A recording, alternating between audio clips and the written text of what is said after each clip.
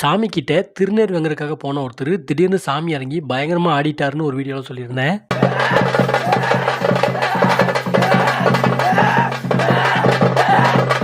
அதுக்கப்புறமா என்னாச்சு அப்படிங்கறது இந்த வீடியோல பாருங்க. எப்படி சம்பந்தம் உனக்கு? சம்பந்தம் வருவியா?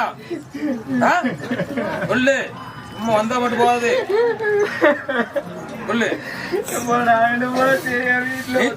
ஒத்து கொண்டு வா, நீ ஒத்து கொண்டு வைக்க.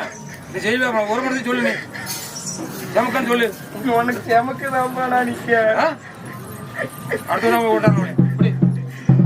நல்லபடியா மனசு மாத்தி கொடுப்பாதே.